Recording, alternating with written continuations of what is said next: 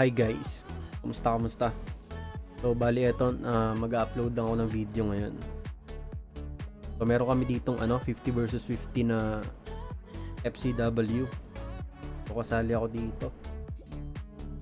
Gel Esports versus PH Aces. So 50 versus 50 to, ayan. Kaka-start lang kanina. So dito tayo babanat. Pakita ko sa inyo yung plano ko. Okay, ano nangyari?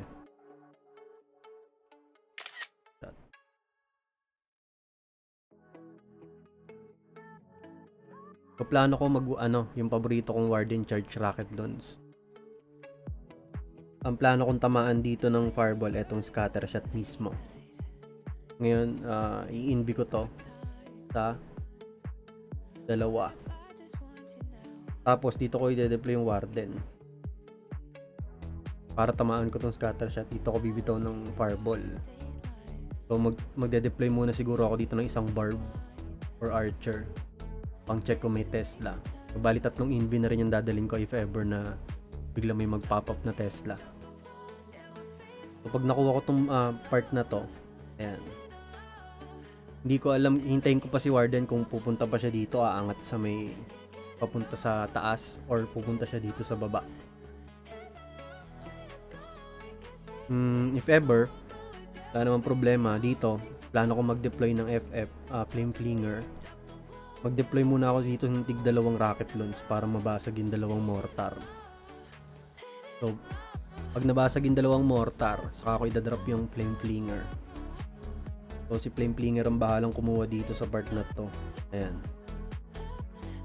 Tapos, kung halimbawa dyan naman pumunta si Warden, pumunta dyan. Dito na ako magde-deploy ng King at Queen. Dito. King. Tapos Queen. Dito na yun. Tapos yung RC ko siguro dito na lang din yung RC pang support.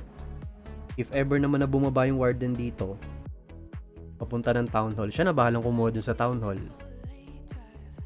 Pero pag dito siya pumunta sa may kabila, sa taas, ang mangyayari dito, dulo yung Town Hall. So siguro dyan ko na-spamin yung yung mga remaining rocket launch kung meron pa. Or yung RC if ever. So yun yung pinaka-plano ko dito. Tignan natin kung effective.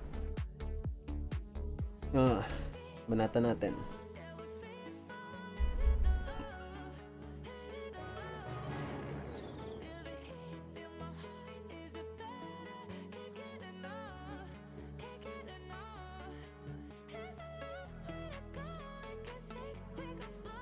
Tama, may CC troops naman ako. Kung equipments ko. Hard mode nga pala to guys. Pabanatan natin.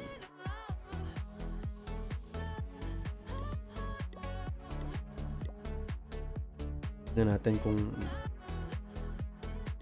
gagana ba yung naisip ko. So deploy muna ako dito check muna ako dito ng Tesla siguro. Tapos dalawang rocket launch. Ayun, daming Tesla. Kailangan ko makuha yung mortar. Deploy ako ng Flame Flinger dito. Tapos check muna ako dito kung may Tesla pa. Ayun, wala. So invi ko to.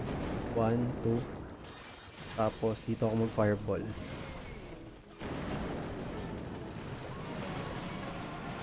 Kailangan natin bantayan si Tatang. Nice. So yun, bumaba siya, papunta siya sa Town Hall.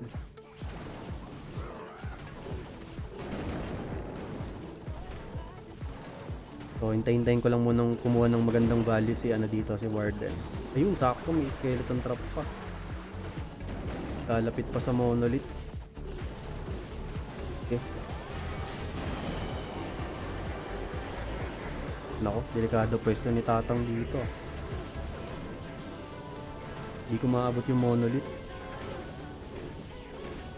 Mukhang mauubos yung rage spell ko dito, pero sige. Ayun. Pupunta Tatang. Mukhang kailangan ko pa mag-rage dito. King Queen ko dito. Ayun, buti na lang tinira niya yung monolith. So, siguro deploy na ako ng king dito. Tapos queen. Ayun, kukunin niya yung town hall. Nice one. So, call break. Tignan natin si Tatang, baka mamatay. Headhunter sa defending king. Call break pa ako dito. Mukhang sa warden ko na rin gagamitin yung ano ko, last rage. Or indie na lang muna siguro. Pag ko yung ability ng queen. RC pa ako dito.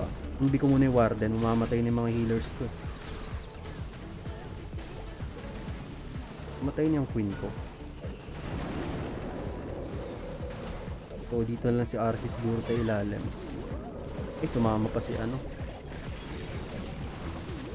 Ayun, namatay ni warden ko. Siguro kaya na naman ng RC to. Risk ko to. Tapos rage ko na din dyan. So ayun. Clean up na lang to sa may ilalim. Uy, meron pa sa taas. Buti na lang nakita ko. Abot ba? Kung abot naman yung time. 20 seconds.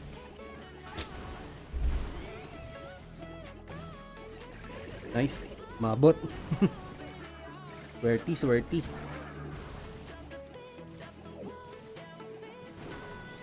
Yun. Nakachamba tayo guys.